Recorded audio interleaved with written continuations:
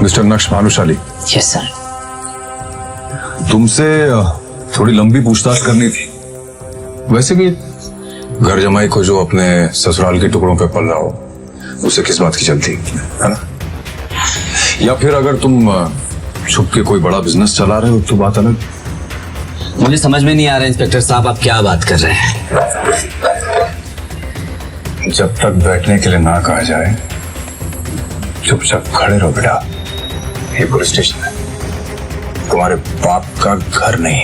ये बात आप नहीं बोल रहे, ये बात आपकी वर्दी और आपकी कुर्सी बोल रही है। देखकर इंस्पेक्टर साहब, कहीं एक दिन ये निकम्मा घर जमाई आपकी कुर्सी भी खरीद ले और आपको पता भी ना चले। आपको मेरे बिजनेस के बारे में बात करनी थी। आइए बैठकर बात करते हैं।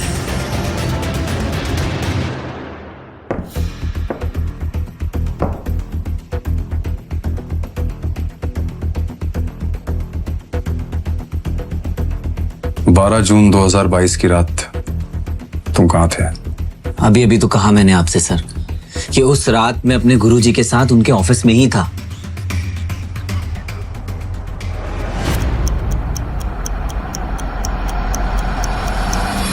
लक्ष्य, इस वक्त मैं डूब रहा हूं और मुझे तुम्हारे सहारे की जरूरत है।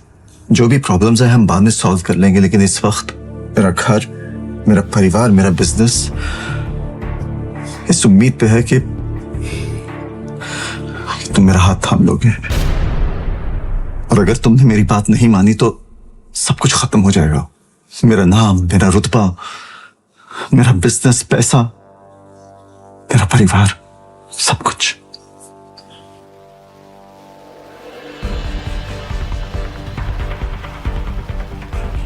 तुम भानुशाली ग्रुप ऑफ इंडस्ट्रीज के मालिक हो, वो कंपनी जो इस वक्त देश की सबसे बड़ी कंपनी है और जिसका टर्नओवर 2000 करोड़ है। तुम्हारा कहना है कि तुम आज जो कुछ भी हो रसिक जावेरी यानी तुम्हारे गुरुजी की वजह से हो, क्योंकि बिजनेस की सभी बारीकियां उन्होंने ही तुम्हें सिखाई थी। और उस रात गुरु ने अपने शिष्य से पहली बार गुरु दक्षिणा मांगी, तो जाहिर है शिष्य मना कैसे करता। मैं तुम्हारे सामने हाथ जोड़ता हूं, प्लीज अनिका से शादी कर लो।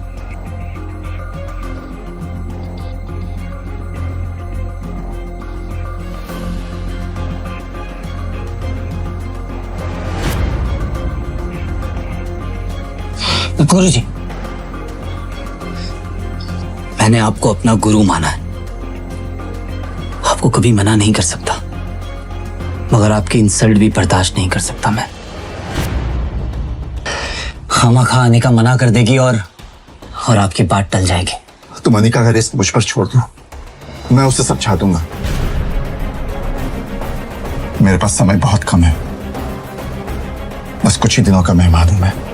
तुम्हें मुझसे एक वादा करना होगा, शादी के 3 साल तक तुम्हें अपने ससुराल में घर जमाई बन के रहना होगा।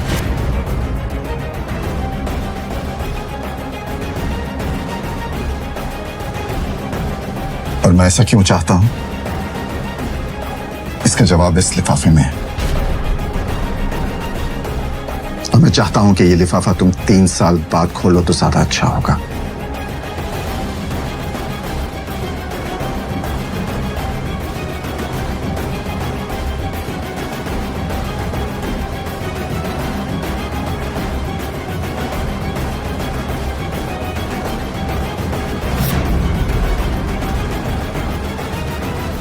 मुझे कुछ नहीं पता। नक्श और तुम्हारा क्या रिश्ता है?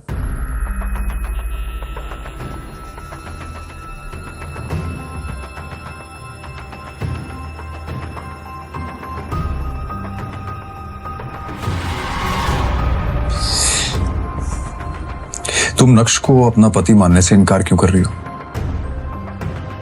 और वैसे अपने पति को इतना जलील करके तुम्हें क्या मिल रहा है?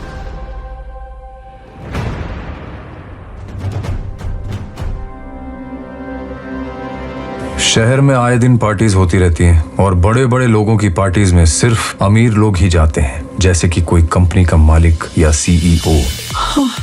अनिका, तुम कब आई? बस अभी। मैं तुम्हारा ही इंतजार कर रहा था कब से, और कितनी अच्छी लग रही हो तुम। थैंक क्या पी रही हो? You. Wine is always. Cheers. मगर उस दिन होटल में अनिका पार्टी अटेंड करने गई और नक्श को उस पार्टी में देखकर चौंक गई।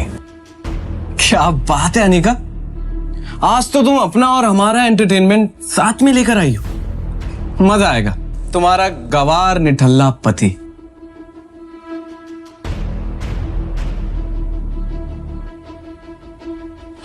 ओए नक्श, बहुत हो गया।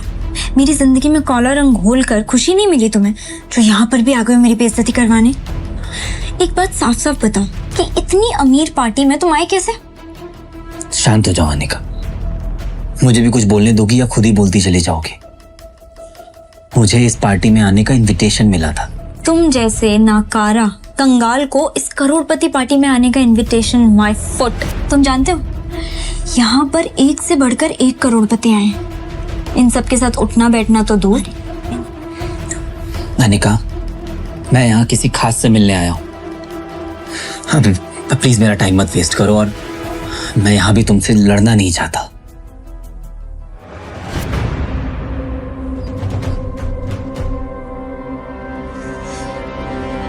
नक्श अनिका को वहां से सुना के निकल गया, लेकिन अनिका बिल्कुल भी हैरान नहीं हुई। क्यों? कभी अनिका ने नक्श को पहले ऐसे बोलते हुए सुना? मुझे लगता है कि उसे सबसे ज्यादा ये बात बेचैन कर रही थी कि उसका निकम्मा पति इतनी बड़ी पार्टी में आखिर मिलने किससे आया था। जी, आप बिल्कुल सही कह रहे हैं सर।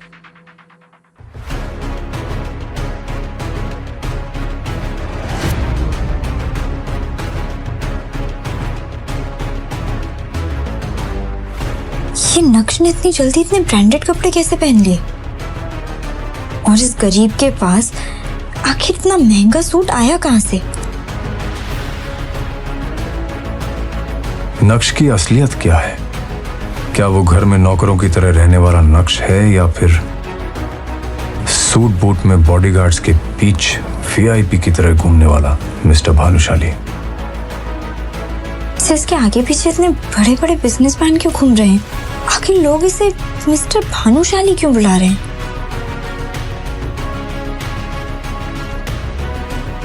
क्या नक्श सच में इतना अमीर है और उसका इतना रुतबा है? अगर है तो फिर भी क्यों जी रहा है वो एक गरीब की जिंदगी?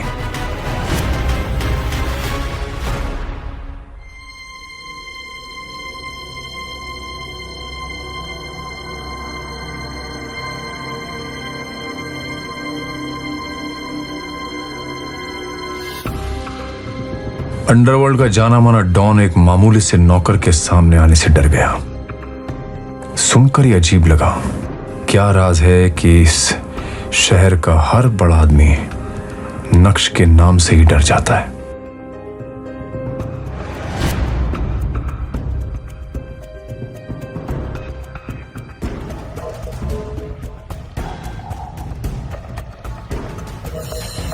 उस दिन नक्श को क्यों नहीं जाने दिया? कहाँ जा रहे हो? आज बाबा की बरसी थी, तो बस कुछ देर के लिए मंदिर जा रहा था। क्या मैं जा सकता हूँ? ये तो हमारी बेटी का बैड लक था कि उसने तुमसे शादी की। लेकिन कुछ नहीं, मुझसे जबान मत चलाओ। किचन में जाओ और काम करो। उसे दामाद का दर्जा देना तो दूर, तुम तो उससे नौकरों से भी बदतर व्यवहार करती थी। नक्श के माँ बाप बचपन में ही गुजर गए थे। वो बचपन से ही आपकी जावेरी फैमिली के यहाँ नौकर की तरह कार धोने का काम करता था। लेकिन अनिका के पिताजी ने ऐसी एक शर्त रखी जिसके बदले अनिका को उसी के घर के नौकर यानी नक्श से शादी करनी पड़ी। अनिका और आप सब घर वाले इस शादी से बिल्कुल भी खुश नहीं थे और अपनी बेटी की खुशी की खातिर नक्श को भी घर जमाई बनाकर रख लिया। आप तो सब कुछ ही जानते हैं सर, प्लीज मुझे जाने दीजिए। उसके बाबा की बरसी थी और वो सिर्फ कुछ देर के लिए उनके लिए पूजा करने जाना चाहता था, लेकिन तुम्हें तो वो इंसान फूटी आंख नहीं सुहा था। और उसे नीचा दिखाने के लिए तुम एक भी मौका नहीं छोड़ना चाहते। लेकिन वो गया था उस दिन। मतलब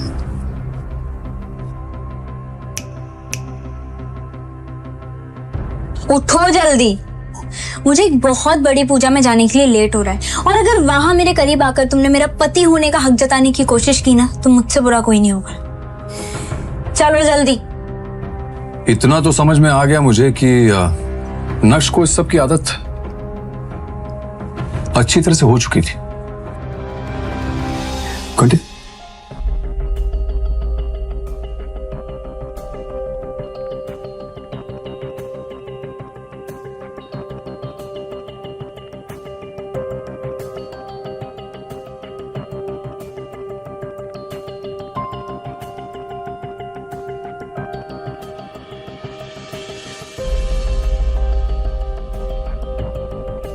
सुल्तान को देख के नक्श और अनिका की वैसे सिट्टी पिट्टी गुम हो गई होगी।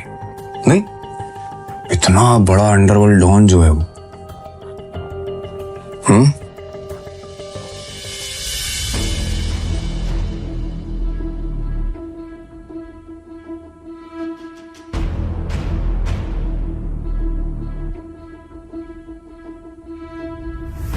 मैंने सपने में भी नहीं सोचा होगा कि ऐसा हो सकता है। सुल्तान से पूछना पड़ेगा कि उसके बाद हुआ क्या। उस जैसा अंडरवर्ल्ड का डॉन क्यों एक मामूली से नौकर के आगे हाथ जोड़कर खड़ा हो गया। नक्श सर नमस्कार, आप आ गए।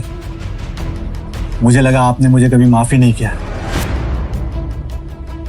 आपके पापा के बरसी के हवन की सारी तैयारियां हम कर चुके हैं, और शहर के सारे बड़े पंडितों और बिजनेसमैन की फैमिलीज भी आ चुकी हैं। लेकिन आप मेरे लिए ये सब क्यों कर रहे हैं, और मैं क्यों आपको माफ करूंगा? और नक्श सर, आप आज भी इतना ही मजाक करते हैं। मुझे कुछ समझ में नहीं आ रहा है कि ये सब क्या है। आप चलिए मेरे साथ, मैं आपको सब समझा देता हूँ कि क्या हो रहा है। आइए आइए। अरे आइए।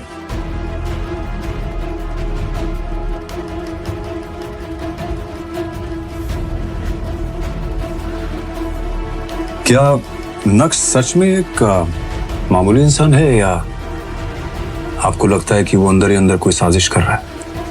आई हैव नो आइडिया। आप जा सकती हैं। चलिए मत। क्यों? इतना साधारण और गरीब दिखने वाला नक्श कैसे बना प्राइवेट जेट का मालिक? अपनी बीवी से रिस्पेक्ट के मोहताज नक्श ने मिनिस्टर के सामने कैसे बढ़ाया अपनी बीवी का रुतबा? ड्राइवर, जल्दी से गाड़ी निकालो और ये बैग रखो। मेरी फ्लाइट का टाइम हो रहा है और मुझे देर हो रही है। ये ड्राइवर कहाँ मर गया? नक्श भी सुबह से नजर नहीं आ रहा। काम के वक्त पता नहीं सब कहाँ मर जाते हैं। मेरी दिल्ली की फ्लाइट अगर मिस हो गई तो मिनिस्टर के साथ मेरी मीटिंग नहीं हो पाएगी, और मेरे हाथ से गवर्नमेंट का सबसे बड़ा प्रोजेक्ट चला जाएगा। ड्राइवर! वो आज बेचारे ड्राइवर की माँ की तबीयत खराब हो गई थी, तो मैंने कहा तुम जाओ, मैं आपको एयरपोर्ट छोड़ दूंगा। लाओ आज एयरपोर्ट मैं तुम्हें छोड़ देता हूँ। काम के वक्त सबको बहाने याद आ जाते हैं। चलो। अनिका बेटा, कहाँ जा रही हो? मम्मी मैं दिल्ली जा रही हूँ। आप बस अपना आशीर्वाद मुझे दो कि मेरी मिनिस्टर के साथ मीटिंग सक्सेसफुल हो जाए बस। अनिका बेटा, मेरा आशीर्वाद तो हमेशा तुम्हारे साथ है, लेकिन नक्श कहाँ जा रहा है? इसको तो घर में बर्तन धोने। मम्मी इसे मैं अपने साथ लेकर जा रही हूँ। वो ड्राइवर छुट्टी पर है ना, वापस आकर कर देगा घर का बचा हुआ काम। अब सारे बर्तन यूज करके साइड में रख दो, वापस आकर धो देगा। बाय। हाँ,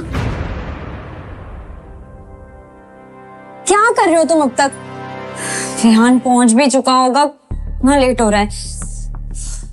विहान का नाम सुनते ही नक्श के चेहरे का रंग फीका पड़ गया। चलो।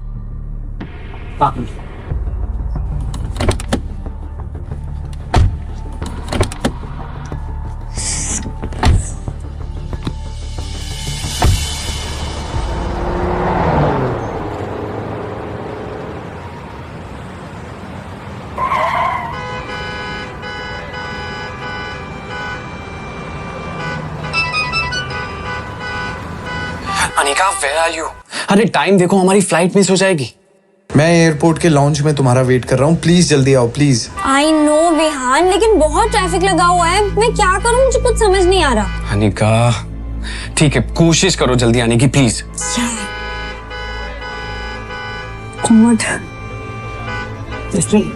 उसके पीछे क्या कर रहे हो, राइट से लो। हाँ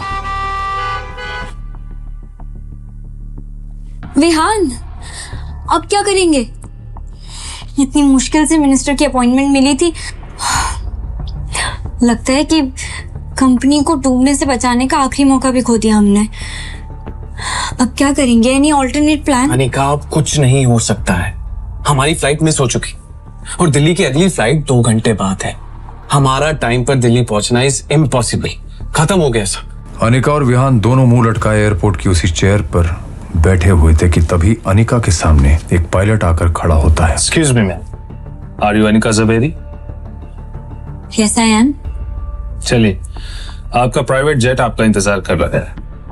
हम 10 मिनट में दिल्ली के लिए टेक ऑफ करेंगे। Private jet? लेकिन हमने तो ऐसा कोई प्राइवेट जेट बुक नहीं किया। आई थिंक आपको कोई कंफ्यूजन हुई, प्लीज चेक कीजिए। नो कंफ्यूजन सर, आप ठीक कह रहे हैं, आपने बुक नहीं किया।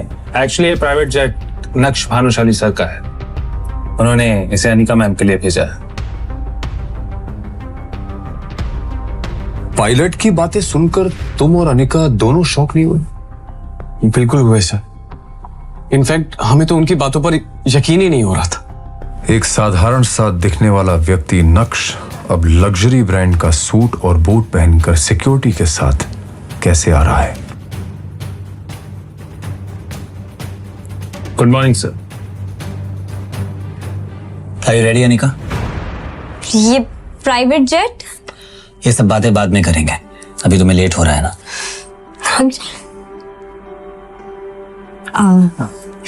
थैंक यू, तुमने मेरी इज्जत और कंपनी दोनों डूबने से बचा ली। ऑल राइट, आराम से फ्लाइट में कमियां निकालकर जेट में लड़ना। तुम्हारा पति ना, फर्ज तो निभाना पड़ेगा।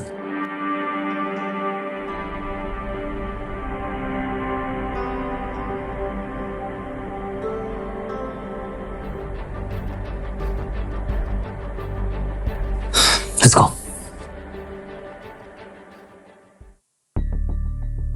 आखिर क्यों इस गरीब नक्श को लोग नक्श भानुशाली सर कह रहे थे? कैसे हुई इस आदमी की काया पलट? जिस पति को गरीब मानकर तुम हमेशा लताड़ती रहती थी, क्यों उसका अकाउंट बैलेंस देख के तुम्हारा मुंह खुला का खुला रह गया?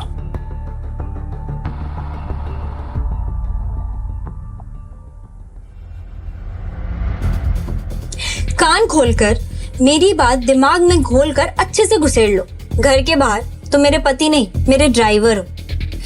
तो मैं तुमसे जो भी पूछूं उसका जवाब यस मैम, नो मैम में दे, समझे? यस मैम, जैसा आप कहें। और खबरदार, जो तुमने गलती से भी किसी को बताया कि हम दोनों शादीशुदा हैं, लोत्रा ने तुम्हारी शक्ल देख ली तो क्या सोचेगा?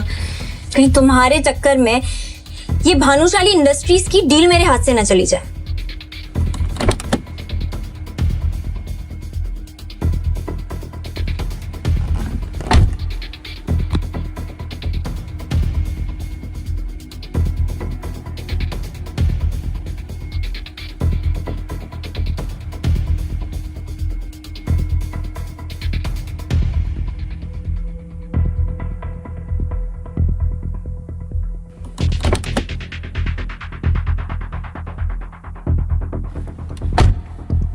क्या हुआ अनिका, तुम बहुत परेशान लग रही हो। सब ठीक तो है ना?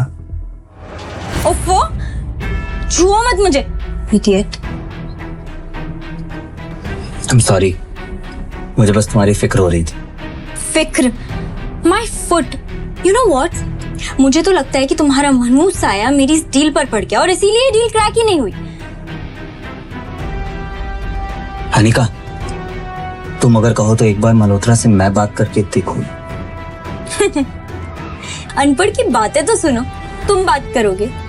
क्या जानते हो तुम ऐसी बड़ी बड़ी बिजनेस डील के बारे में? आए बड़े, बात करना। अनिका, मैं बस 1 मिनट वॉशरूम से आऊं क्या? जाओ जल्दी। Thank you.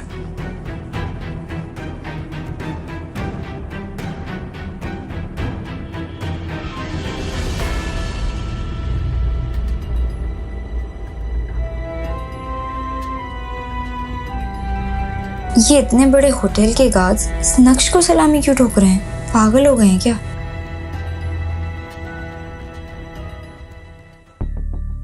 थोड़ी ही देर में नक्श वापस आ जाता है और गाड़ी ड्राइव करने लगता है कि तभी अनिका के फोन पर एक मैसेज आता है जिसे देखकर अनिका चौंक जाती है। Oh my God, Malhotra deal के लिए मान गया। कांग्रेचुलेशंस अनिका, मुझे पूरा यकीन था कि तुम्हारे जैसी लड़की जिसके अंदर इतनी समझ है बिजनेस की और भी बाकी चीजों की, उसे मल्होत्रा कभी रिजेक्ट कर ही नहीं सकता। बस बस, ज्यादा नाटक करने की जरूरत नहीं। और मल्होत्रा जी, नॉट मल्होत्रा। अब इतना तेल लगाने की जरूरत नहीं है। पर अचानक से ऐसे कैसे? अभी तो मल्होत्रा ने मुझे फिर से धक्के मारकर निकाला था, ऐसे कैसे मान गए?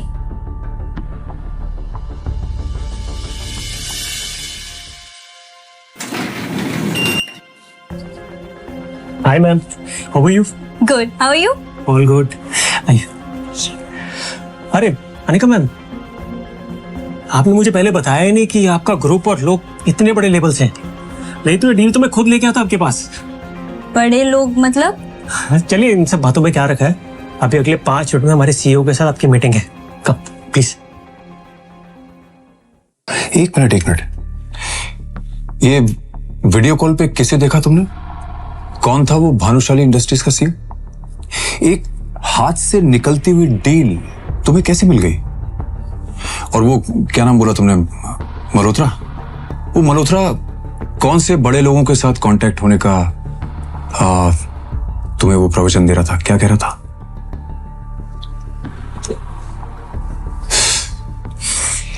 बोलोगी? इस वीडियो कॉल पर भानुशाली इंडस्ट्रीज के सीईओ मिस्टर भानुशाली ज्वाइन करते हैं। ये तो मेरा पति नक्श है। आप होश में तो है अनिका मैम, ये क्या बकवास कर रही हैं आप? मिस्टर मल्होत्रा, मैं पागल नहीं हूँ जो अपने पति को नहीं पहचानूंगी। मैं बिल्कुल सच कह रही हूँ। ये मेरा पति नक्श है। ये मेरे घर पर घर जमाई बनकर रहता है। अनिका मैम, सोच के बोलिए, कुछ भी मत बोलिए प्लीज। आपको पता ही कौन है? ये हमारी कंपनी के सीईओ हैं। आपके और हमारे जैसे लोग इनके नौकरी करते हैं, तो ये आपके पति कैसे हो सकते हैं? मिस्टर मल्होत्रा, पर मैं जो कह रही हूँ वो सच है। ये पति है मेरा। Just shut up, Anika.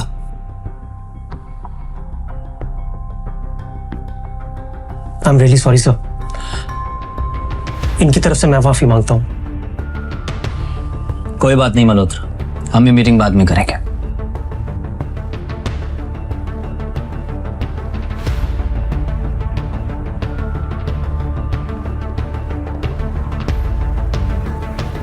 Anika पूरे टाइम यही सोचती रही कि आखिर मिस्टर भानुशाली की शक्ल नक्श से इतनी ज्यादा कैसे मिल सकती है। उसके दिमाग में हजारों सवाल थे। कहीं ऐसा तो नहीं कि नक्श ही मिस्टर भानुशाली है और उसने अपनी सच्चाई अब तक मुझसे छुपा कर रखी? ऐसा कैसे हो सकता है? वही चेहरा, वही आंखें। अब आप अपने आप से क्या बड़बड़ाई जा रही है मिस अनिका? तबीयत ठीक है आपकी? क्या किसी डॉक्टर को बुलाऊं? आज आपकी वजह से बहुत बेइज्जती हुई है मेरी मिस्टर भानुशाली के सामने। आई जस्ट डाउट कि वो कोई कॉन्ट्रैक्ट साइन करेंगे भी या नहीं आपके साथ। क्या मतलब? मतलब ये कि आपके जैसी हजारों लड़कियां मिस्टर भानुशाली को देख के ऐसी पागल हो जाती हैं। Excuse me. You know what, it's my fault. ये मेरी गलती है कि मैंने आपको यहाँ मीटिंग के लिए बुलाया। आपकी जैसी लड़कियों को थोड़ा सा भाव क्या दे दो, उनका दिमाग खराब हो जाता है। And what do you mean by मेरे जैसी लड़कियां? वही लड़कियां जो किसी बड़ी कंपनी के सीईओ को देख के अपना पति बताने लगती है और बाद में जायदाद में हिस्सा मांग लेती है। Pathetic. You know what, you are disgusting. भाड़ में जाओ तुम, तुम्हारा सीईओ और तुम्हारा कॉन्ट्रैक्ट। माँ, नक्श कहाँ है? अरे अनिका, तुम इतनी जल्दी? तुम्हारी तो आज मीटिंग थी ना। माँ, नक्श कहाँ है बताओ ना। किचन में कहीं बर्तन धो रहा होगा। क्या हुआ? कुछ किया क्या उसने? बहुत बड़ा कांड किया है। तुम इतनी जल्दी कैसे आ गए? अरे अनिका, तुम इतनी जल्दी आ गई? आज मैं तुम्हारी पसंद का खाना बनाऊंगा। मेरी बात का जवाब दो। तुम ही मिस्टर भानुशाली हो ना? वो आदमी जैसे अभी अभी मैं वीडियो कॉल वाली मीटिंग पर देख कर आई हूँ। कौन? कौन मिस्टर भानुशाली? मुझे कुछ समझ में नहीं आ रहा है, तुम क्या बोल रही हो अनिका? मेरे सामने ये नाटक मत करो, सच बताओ तुम ही हो ना? अनिका, मैं क्या जानूं इन बड़ी बड़ी मीटिंग्स के बारे में? फिर तुम्हारी शक्ल उस आदमी से इतनी कैसे मिल सकती है? किस आदमी से? मिस्टर भानुशाली से। देखो अनिका, तुम मुझे इन चक्करों में मत डालो। सारा दिन घर का काम करता रहता हूँ, बाहर भी निकलता हूँ तो सिर्फ सब्जी लेने के लिए, और तुम ना जाने मुझ पर किस तरह के इल्जाम लगा रही। उसे देख के कोई नहीं कह सकता था कि वही मिस्टर भानुशाली है, इसलिए अनिका को भी अब अपने यकीन पर शक होने लगा। इसकी हालत तो देखो अनिका, ये कैसे हो सकता है मिस्टर भानुशाली? किसी एंगल से उसके बराबर नहीं।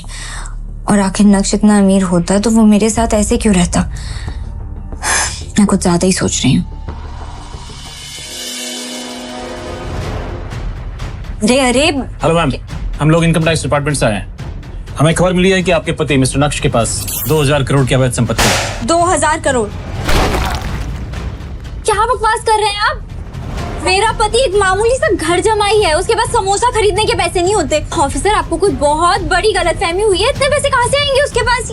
हम जो भी कह रहे हैं, हमारे पास इस बात के पुख्ता सबूत है मैडम। ये देखिए, आपके पति के बैंक अकाउंट के रिकॉर्ड्स। Have a look. नक्श का अकाउंट बैलेंस देखकर अनिका के होश उड़ गए। 2000 करोड़ रुपए दिख रहे थे। ऐसा कैसे हो सकता है? नक्श के पास इतने पैसे?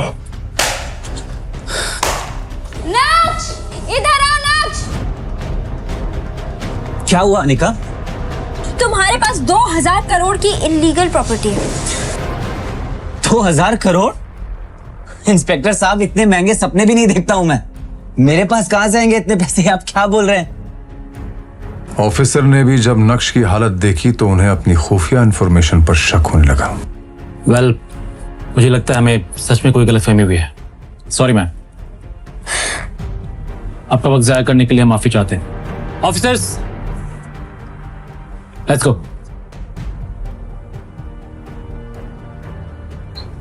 2000 करोड़, और वो भी इस बेहाल जमाई के पास? आजकल के इनकम टैक्स ऑफिसर्स भी क्या ही काम कर रहे हैं। पूरा घर बिखेर कर चले गए। सुबेरे तुम उठा देना सब कुछ। चित्रा चाहे जो भी कहे, लेकिन अनिका का दिमाग उसे बार बार कह रहा था कि दाल में कुछ तो काला है। पहले मीटिंग में मिस्टर भानुशाली वाला वाकया, और अब ये इनकम टैक्स का चक्कर। बार बार इस तरह के वाकये होना कोई इत्तेफाक नहीं हो सकता। ये इतना भोला भाला और बेचारा दिखने वाला नक्श इतना भोला है नहीं। जरूर ये हम सबसे कुछ छुपा रहा है। मुझे सच पता लगाना पड़ेगा। अनिका एक डिटेक्टिव के पास जाती है और वहां कुछ ऐसा होता है जिसकी कल्पना अनिका ने कभी नहीं की होगी। आप मेरी जिंदगी की 420वीं औरत है जो कि अपने ही पति की जासूसी करवाना चाहती हैं। वैसे आप अपने पति की जासूसी क्यों करवाना चाहती हैं? मैं यहाँ ये सब बकवास सुनने नहीं है। आपका काम है जासूसी करना और पैसे लेना, वो मैं आपको दे रही हूँ। आप ये सब जानकर क्या करेंगे? आपको जितना कहा गया है उतना करिए, आपके पैसे आपको मिल जाएंगे। ये भी बात सही है। वैसे क्या मैं आपके पति की फोटो देख सकता हूँ? श्योर।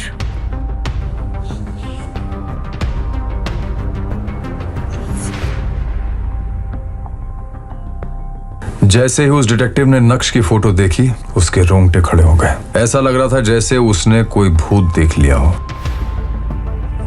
आप इस आदमी की जासूसी करवाना चाहती हैं? हाँ, क्यों? पागल हो गई है? आपका दिमाग खराब है? Mind your language.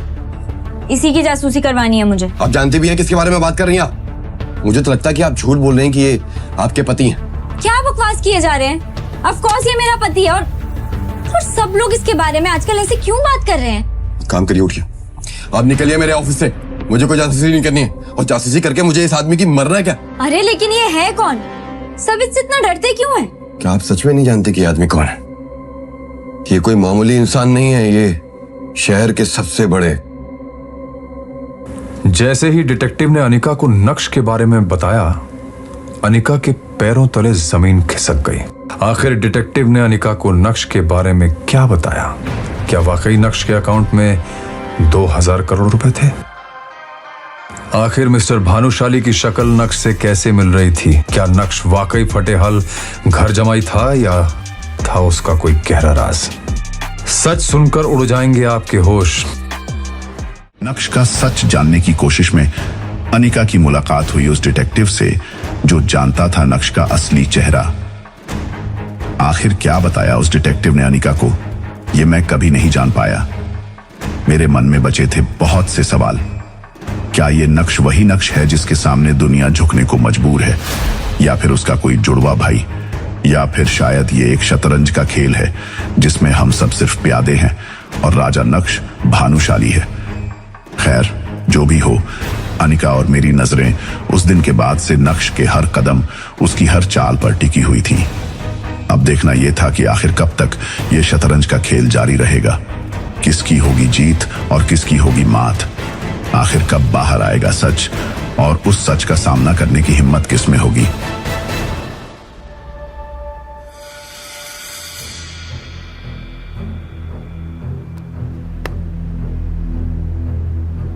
आज मैं सोच रही थी इस महाशय को ऑफिस लेके जाऊंगी, लेकिन ये तो गायब है। मम्मी क्या है यार, मेरी इससे शादी क्यों करवाई है? किस्मत खराब करके रखती है। શું बात करे छे?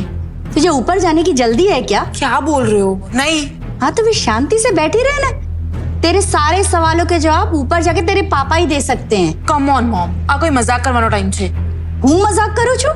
મજાક તું કરે છે? अरे क्या जरूरत है उसे ऑफिस ले जाने की? हाँ, पिछली बार ले गई थी ना, याद नहीं है क्या हुआ था? क्यों अपना मजाक उड़ाने की सोच रही? हाँ, अरे हूँ तो कहूँ छू, रवा दे। आप फालतू में टेंशन ले रहे हो।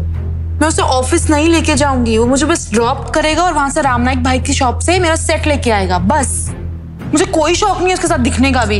अभी चित्रा और अनिका नक्श को बुरा भला कह ही रहे थे कि तभी नक्श वहां आ गया, पर उसने उन दोनों को नजरअंदाज करके अंदर जाना ठीक समझा। भाई साहब का एटीट्यूड देखने लायक था।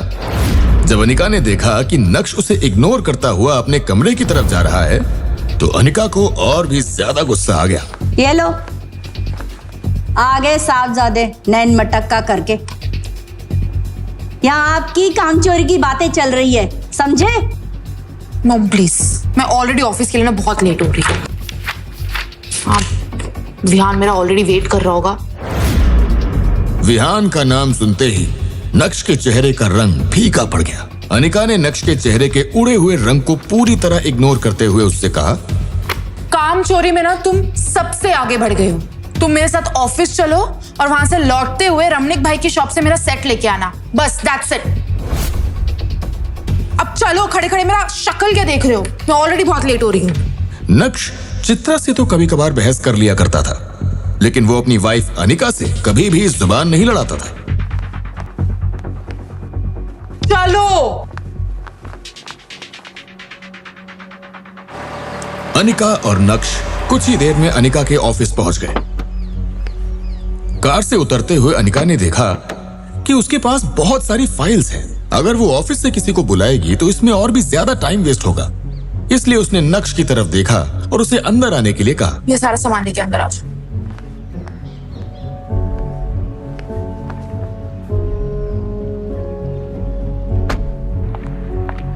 अनिका जब अपने कैबिन में पहुंची तो उसका दोस्त और बिजनेस पार्टनर विहान बजाज पहले ही वहां बैठा उसका इंतजार कर रहा था। कहाँ रह गई थी तुम यार? तुम्हें पता है, मैं पिछले 1 घंटे से तुम्हारा इंतजार कर रहा हूँ। ये आदमी इतना खाली है कि 1 घंटे से यहाँ बैठा मेरी बीवी का इंतजार कर रहा है। अपने चेहरे पर अपॉलॉजीज लिए अनिका ने कहा, आई एम सो सॉरी, कुछ लोगों की वजह से घर से निकलने में देर हो गई। अनिका की बात सुनकर विहान के 1 घंटे इंतजार करने की शिकायत एक पल में ही गायब हो गई और वो बस मुस्कुराते हुए अनिका को ही देखे जा रहा था। वो आज बहुत ज्यादा खुश नजर आ रहा था और अनिका ने भी उसकी खुशी को नोटिस कर लिया था। क्या हुआ विहान, तुम इतना मुस्कुरा क्यों रहे हो? लॉटरी वॉटरी लेकर दिया क्या?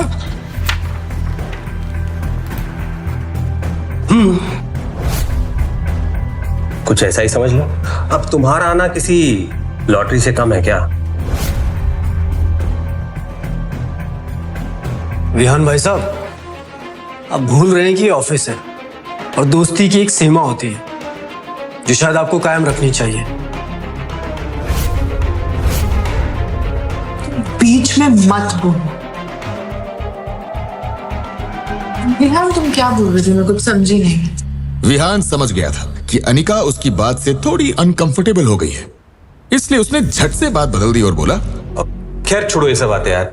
ये बात इंपॉर्टेंट नहीं है कि मैं आज इतना खुश क्यों हूं, बल्कि ये इंपॉर्टेंट है कि मैं आज तुम्हारे लिए एक स्पेशल गिफ्ट लाया हूं, just for you.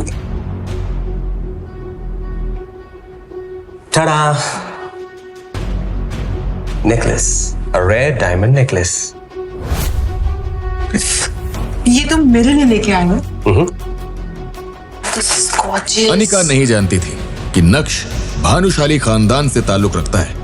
Bhanushali group rare diamond के बिजनेस में भी है, और क्योंकि नक्श भानुशाली ग्रुप का हिस्सा रह चुका था, इसलिए उसे डायमंड की अच्छी खासी परख थी। ये तो रेयर डायमंड नेकलेस का कॉपी है। एक्चुअली अनिका ये ओरिजिनल नहीं, फेक है।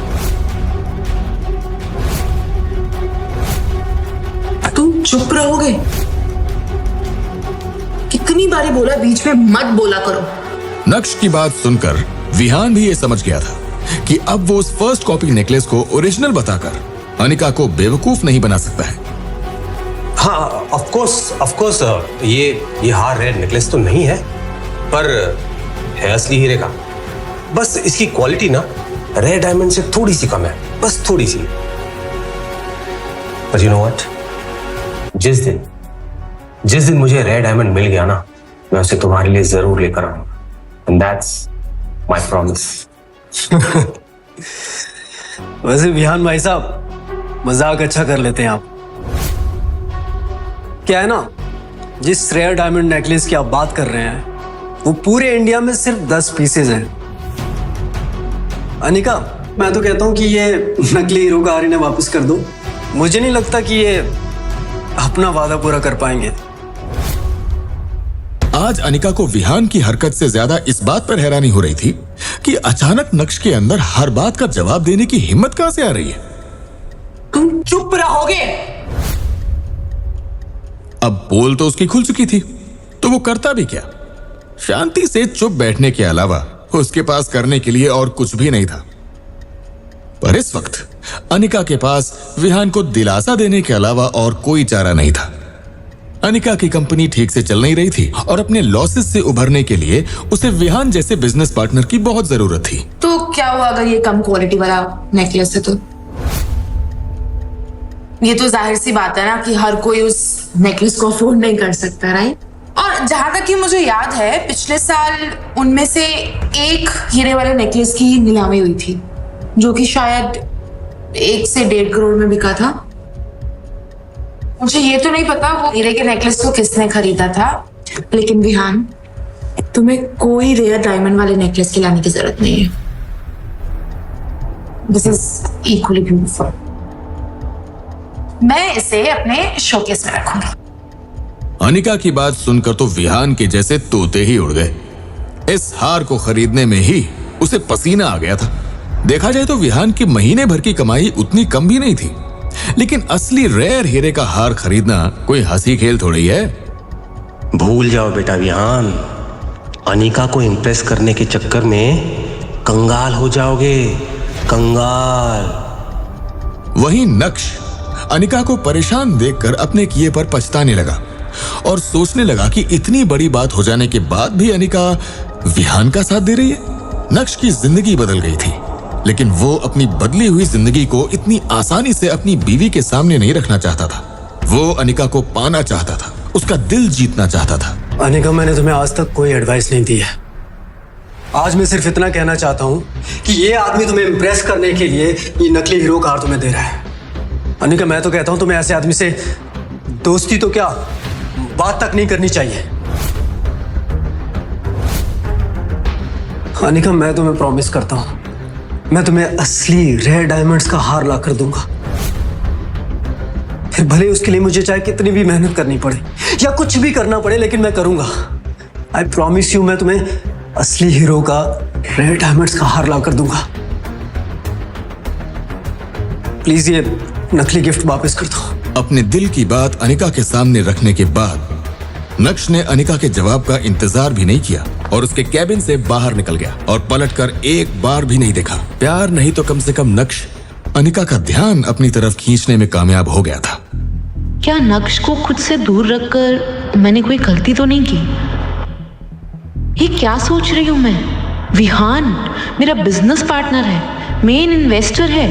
नक्श की इस हरकत की वजह से अगर विहान मेरी कंपनी से बैकआउट कर गया तो क्या होगा? नहीं नहीं नहीं, नक्श की वजह से मेरी इतनी साल की मेहनत को जाया नहीं जाने दे सकती। मुझे नक्श की नहीं, विहान की जरूरत है। सुबह का समय था और सारे एम्प्लॉइज अपने अपने काम में बिजी थे।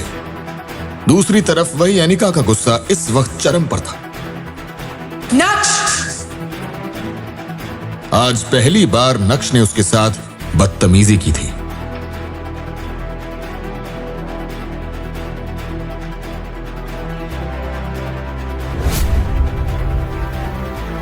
ये क्या पागलपन है? तुम्हें किसने हक दिया मुझे ऐसी बेतुकी सलाह देने का? हिम्मत कैसे हुई तुम्हारी? गलती करती तुम्हें ऑफिस ला गए। चुपचाप यहां से निकल जाओ। Just get lost fast. नक्श ने अनिका की इस बात का भी कोई जवाब नहीं दिया। वो जानता था कि वो जितना बोलेगा उतना ही अनिका का गुस्सा बढ़ता जाएगा। उसे अनिका से जो कहना था वो उससे कह चुका था। जैसे तैसे अनिका ने अपने गुस्से को दबाते हुए मामले को खत्म करने की कोशिश की, लेकिन उसे क्या पता था कि अभी तो मामले की बस शुरुआत हुई थी। अबे ओए, रुक! भागता कहां है बे? बीते 2.5 सालों में जिस नक्श के मुंह से एक आवाज नहीं निकली, वो नक्श आज अनिका को सलाह दे रहा था। कैसे? नक्श की हिम्मत के पीछे कौन छुपा था? क्या नक्श का अपनापन देखकर अनिका के दिल में नक्श के लिए कुछ कुछ होगा, या फिर अनिका को बस अपने बिजनेस की ही पड़ी थी? विहान और नक्श के बीच क्या होगा?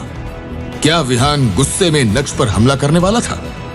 अगर ऐसा हुआ तो क्या अनिका नक्श को बचाएगी, या फिर विहान का दांव उल्टा पड़ता हुआ नजर आएगा? नक्श ने पहले तो अनिका के सामने विहान का भांडा फोड़ा और उसे पूरी तरह से एम्बैरस किया, और उसके बाद नक्श ने अपनी ही बीवी को सलाह भी दे डाली जो पिछले 2.5 सालों में उसने पहले कभी नहीं दी थी। लेकिन अनिका की खरी खोटी सुनने के बाद अब नक्श कोई बात नहीं करना चाहता था। नक्श का ये एटीट्यूड विहान से बर्दाश्त नहीं हुआ।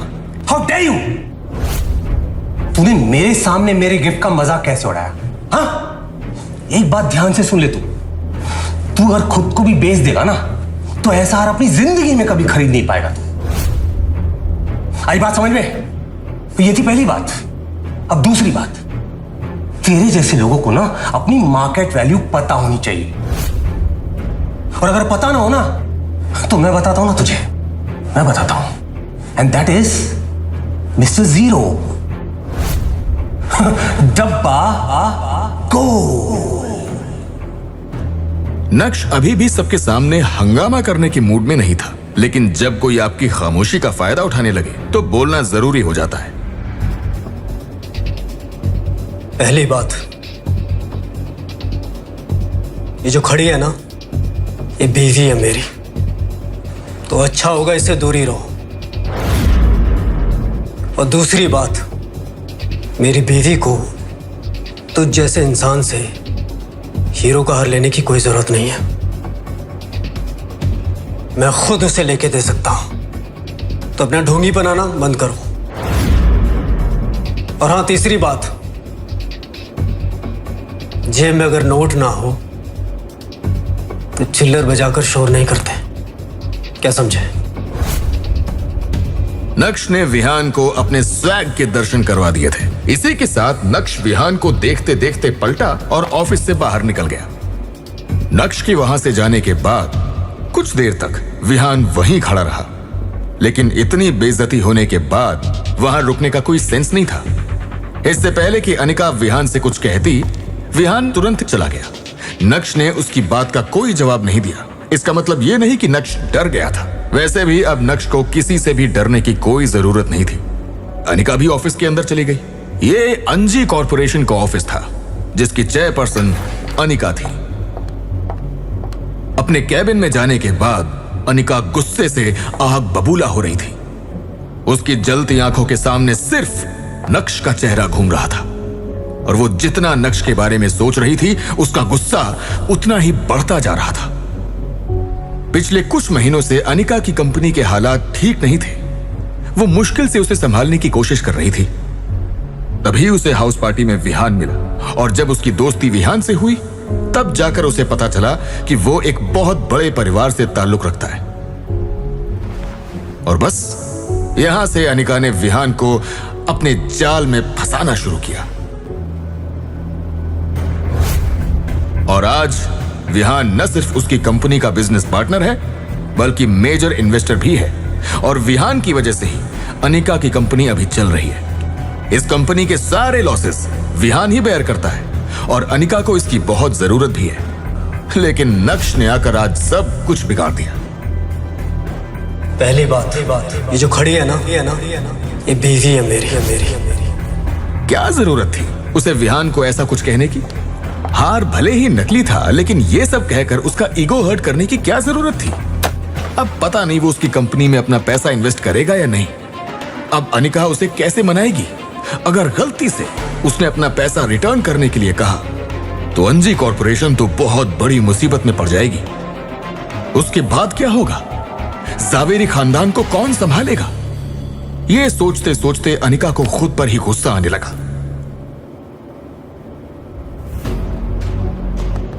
असल में गलती उसी की है। वो क्यों नक्श को उन दोनों के बीच में लाई? क्या जरूरत थी नक्श को ऑफिस साथ लाने की? अगर वो आज नक्श को अपने साथ नहीं लेकर आती तो अभी विहान उसके साथ बैठा होता। अंजी कॉर्पोरेशन की ऑफिस से बाहर आकर नक्श काफी खुला खुला महसूस कर रहा था और नक्श इस शुरुआत को बरकरार रखना चाहता था। तभी अचानक से नक्श का फोन बजा और जब उसने स्क्रीन पर अपने दादाजी का नाम देखा तो उसके चेहरे पर चालाकी वाली मुस्कान आ गई थी। Hello mister Bhanushali. अरे इनफैक्ट मैं आपको ही कॉल करने वाला था। मैं जानता हूँ मिस्टर भानुशाली, आपने मुझे किसी काम से ही कॉल किया होगा। अच्छा तो फिर ठीक है नक्श, पहले काम की ही बात कर लेते हैं, ठीक है? और हाँ, फॉर योर काइंड इंफॉर्मेशन, अगले हफ्ते तुम भानुशाली ग्रुप के नए सीईओ नियुक्त कर दिए गए। हाँ नक्श, मैंने तुम्हारी मीटिंग एक खास इंसान से फिक्स की है। कब, कहाँ, कैसे मिलना है ये मैंने तुम्हें व्हाट्सएप कर दिया है।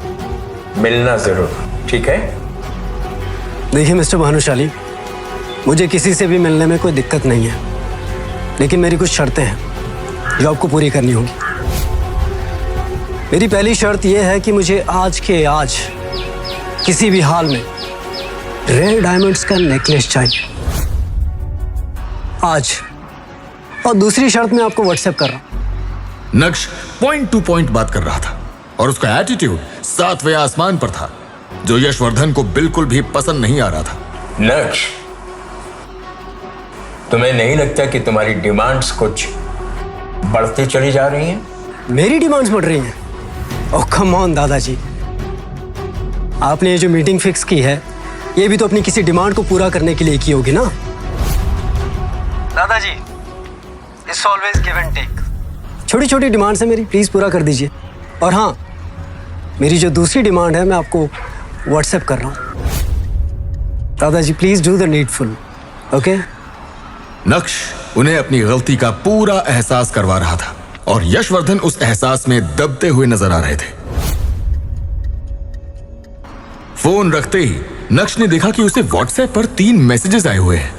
एक उसके दादाजी का था और बाकी के दोनों उसकी बीवी अनिका के थे। अनिका ने उसे 10,000 रुपए भेजे थे और लिखा था, मैं तुम्हें 10,000 रुपये भेज रही हूँ और मॉल जाके कुछ अच्छे कपड़े ले लो।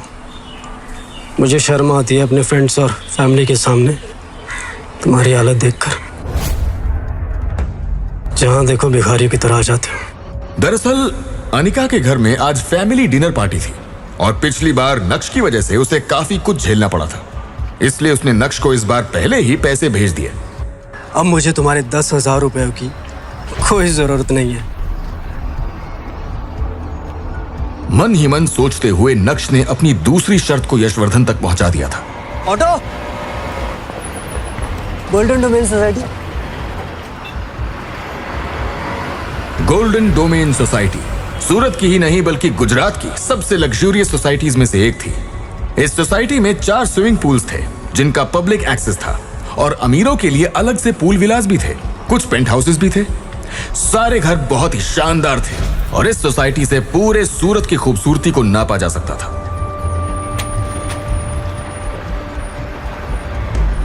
दरअसल यही वो जगह थी जहां नक्श के दादाजी ने आज उसकी एक सीक्रेट मीटिंग फिक्स की थी।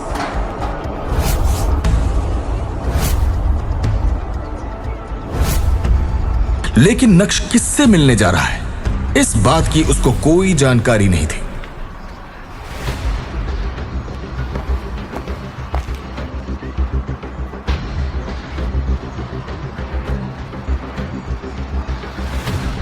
उसने सोचा ही नहीं था कि जिस इंसान से वो मिलने आया है वो कोई और नहीं बल्कि उसका चाचा दर्पण भानुशाली होगा। यह जानकर नक्श अपने चाचा से बिना मिले ही वहां से जाना चाहता था और नक्श ने तो अपने कदम भी मोड़ लिए थे, लेकिन तभी अचानक से उसके कान में एक आवाज सुनाई पड़ी। नक्श,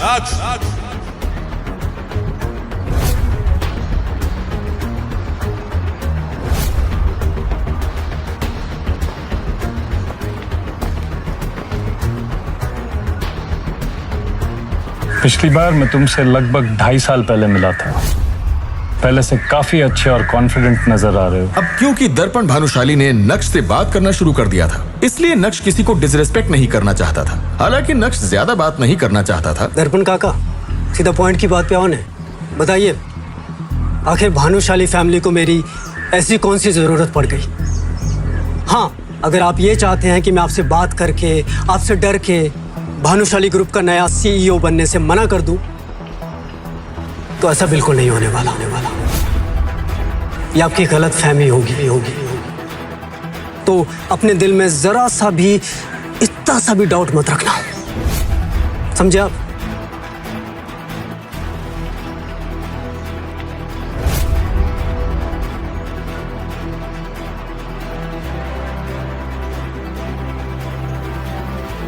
काका, तुम्हें खबर छे ना कि आप मुझे इतना सा भी परेशान करना अफोर्ड नहीं कर सकते।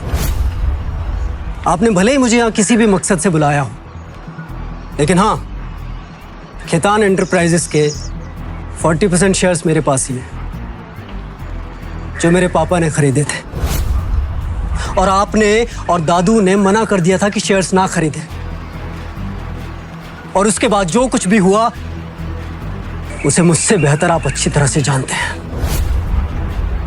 आज अगर भानुशाली कंपनी को मेरी जरूरत है तो उन्हीं शेयर्स की वजह से है। तो इसीलिए मुझे कुछ हो गया ना, तो आपकी जो उम्मीदें हैं, आपके जो सपने हैं, वो चाहकर भी पूरे नहीं हो पाएंगे। तो इसीलिए ये फिजूलपंथी बंद कर दिया और मुझे जाने दीजिए यहां से। भानुशाली ग्रुप ऑफ कंपनीज पूरे गुजरात में एक बड़ा नाम था। Good morning everyone. एक सेकंड प्लीज। छोटे से बड़ा हर बिजनेसमैन को भानुशाली ग्रुप की सारी जानकारी थी। 4 साल पहले मार्केट में उन्हें कंपटीशन देने के लिए कोई भी नहीं था, क्योंकि उस समय भानुशाली ग्रुप के CEO नक्श के पिता यानी जीतेन भाई भानुशाली थे। सेक्रेटरी, हाँ, खेतान ग्रुप्स के 40% शेयर परचेज कर लो, अभी के अभी, राइट नाउ। हाँ, मुझे इन्फॉर्म करो। ओके। जीतेन भाई को बिजनेस की सारी ABCD पता थी और यही वजह थी कि उन्होंने खेतान एंटरप्राइजेस के 40% शेयर्स खरीद लिए। उन्हें पता था कि आगे का मार्केट कैसी करवट लेगा और वो उसका पूरा फायदा उठाना चाहते थे। लेकिन ये बात दर्पण भानुशाली और यशवर्धन भानुशाली को पसंद नहीं आई और बिना कुछ सोचे समझे उन दोनों ने मिलकर जीतेन भाई भानुशाली को भानुशाली ग्रुप से बाहर का रास्ता दिखा दिया। जीतेन भाई के जाने के बाद नक्श के चाचा दर्पण भानुशाली ने भानुशाली ग्रुप के CEO की कुर्सी संभाली, लेकिन वो अपनी कंपनी को संभाल पाने में पूरी तरह से फेल हो गए। अब उन्हें डूबते हुए तिनके का सहारा चाहिए था। और जब उन्हें पता चला कि जीतेन भाई के खरीदे वो शेयर्स आज मार्केट में तहलका मचा चुके हैं, तब भानुशाली खानदान को नक्श की याद आई। अब आप लोगों को पता चल ही गया होगा कि नक्श के अंदर ये पावरफुल चेंजेस क्यों और कैसे आ रहे हैं। नक्श की बात सुनकर उसके चाचा दर्पण एकदम शॉक्ड रह गए थे। उन्होंने सोचा नहीं था कि नक्श को खैतान एंटरप्राइजेस के बारे में सब कुछ पता होगा। अब उनके पास नक्श से उलझने के लिए कोई वजह नहीं थी। अपने गार्ड्स को इशारा करते हुए उन्होंने नक्श के रास्ते से उन्हें हटने के लिए कहा, और जैसे ही वो गार्ड्स हटे वैसे ही नक्श के कदम उस पूल विला से बाहर की तरफ बढ़ने लगे थे। गोल्डन डोमेन सोसाइटी से बाहर आने के बाद जब नक्श ने अपना फोन चेक किया तो उसके व्हाट्सएप पर उसके एक दोस्त का मैसेज था, अबे तू कहाँ रह गया? आ रहा है ना, लेट मत कर। आखिर नक्श कहां जाने वाला था? नक्श के किस दोस्त की एंट्री होने वाली है? क्या नक्श आज जावेरी खानदान का फैमिली डिनर अटेंड नहीं करेगा? अगर नहीं तो उसके बाद अनिका और चित्रा का क्या रिएक्शन होगा? अगर हां तो उस डिनर पार्टी में क्या होगा? क्या यशवर्धन नक्श की रेयर डायमंड नेकलेस वाली शर्त को पूरा करेंगे? नक्श की दूसरी शर्त का क्या होगी नक्श की दूसरी शर्त? क्या नक्श के चाचा नक्श को ऐसे ही सीईओ बनने देंगे, या फिर वो उनकी चाल को समझ नहीं पा रहा है? ये जानने के लिए देखिए अगला एपिसोड सिर्फ पॉकेट एफएम के यूट्यूब चैनल पर, और इंस्टा एम्पायर के सारे एपिसोड्स को सुनने के लिए डिस्क्रिप्शन में दी गई लिंक से डाउनलोड कीजिए पॉकेट एफएम ऐप।